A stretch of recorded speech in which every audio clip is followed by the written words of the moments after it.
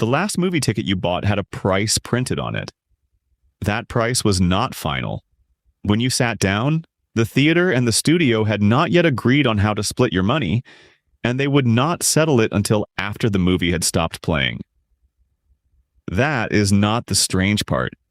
The strange part is that the theater was never trying very hard to win that argument, because the ticket is not the product. Start with a company that has to tell you the truth. Cinemark runs 496 theaters across 42 American states and 13 countries in Latin America. Every year it files an annual report with the Securities and Exchange Commission, and in that filing there is a line called Film Rentals and Advertising. In its American theaters last year, that line came to $733.8 million, against admissions revenue of $1,266 million. 58%. 58 cents of every American ticket dollar left the building.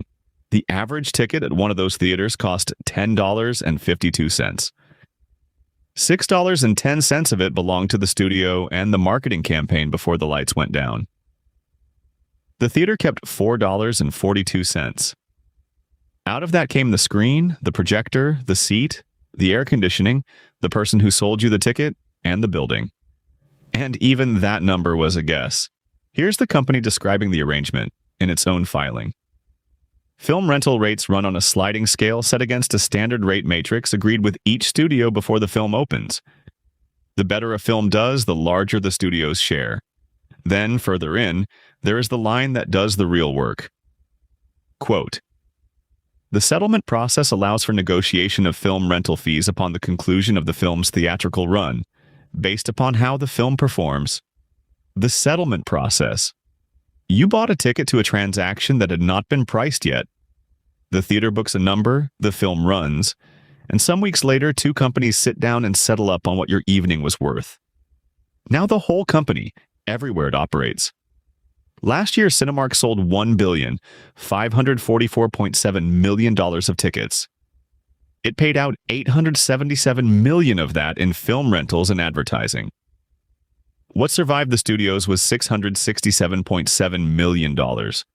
Set that against what the buildings cost. Salaries and wages, $411.1 million. Facility leases, $321.8 million. Utilities and everything else, $484.8 million. $1,217.7 million just to keep the lights on and the doors open. Every ticket that company sold on 2 continents in 14 countries covers a little more than half of it. The movie does not pay for the movie theater, which brings us to the counter in the lobby. Same filing, a few lines down, there is an expense called concession supplies. That is what the food and drink actually cost the company to buy. The corn, the oil, the syrup, the cups, the candy, the cardboard. Last year, across the entire company, concession supplies came to $240.5 million on concession revenue of $1,227.2 million. 19.6%. Bring that down to one person. The average moviegoer in an American Cinemark theater last year spent $8.30 at that counter. In the American theaters, supplies ran 18.9% of concession revenue. So the food in a typical order cost the company $1.57. $6.73 stayed. So you bought 2 things that night. From the movie, the theater kept $4.42. From the snacks, $6.73. The smaller purchase was worth more, and that holds at the size of a company. Set the two side by side. The lobby sold $317.5 million, less than the screens did.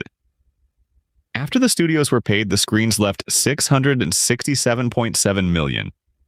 After the corn and the syrup and the cups were paid for, the lobby left $986.7 million.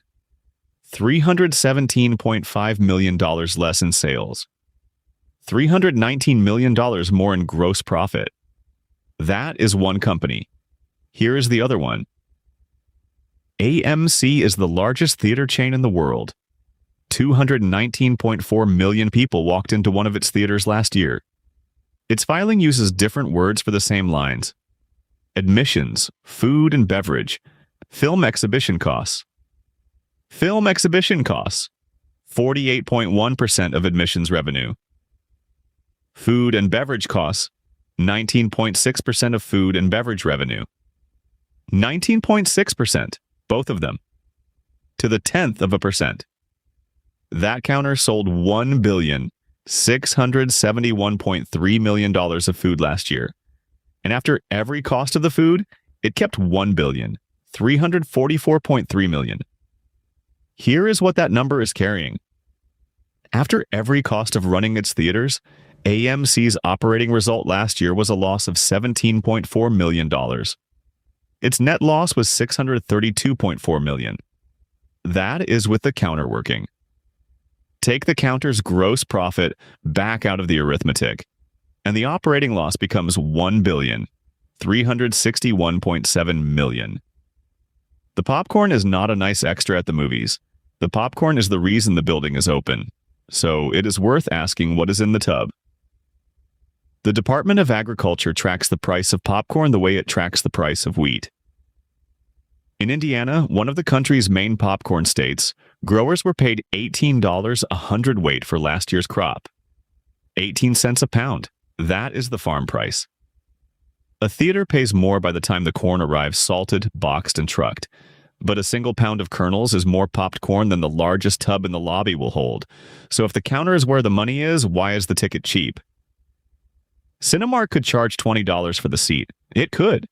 And it would sell fewer of them. And every one of those missing people is a person who never walks past the counter. Two economists, one of them at Stanford, worked through a theater chain's concession data and gave the strategy a name. Metering price discrimination. Price the thing everybody has to buy as low as you can bear because that is the gate. Then price the optional thing high because the people who buy the optional thing are the people who want it to be there most. The ticket is not what the theater is selling you. The ticket is how the theater gets you to stand in a room that has a counter in it. And the company is not hiding this. Its annual filing gives the lobby its own section. Quote, concession sales are our second largest revenue source. We have dedicated concession category teams that manage the success and profitability of our products, as well as analyze market trends and optimize pricing and promotions. Dedicated concession category teams. Analyzing market trends. Optimizing pricing. There is no equivalent team for the films. The films arrive. It would be easy to end there, and it would be wrong because none of this is a scheme and nobody is getting rich. Cinemark's net income last year after everything was $138.2 million, spread across 193 million admissions, 71.6 cents per person, per visit. That company took in $16.14 per admission last year and kept 71.6 cents of it. The rest went to a studio, a landlord, a power company, and 18,300 American employees, 4 out of 5 of them working part-time. The counter is not the profit. The counter is the difference between a business and a vacant lot. So here is the shape of the thing. A movie theater is a building that gives away most of the thing on its sign in order to sell you the thing that is not on its sign. The film is the invitation. The lobby is the business.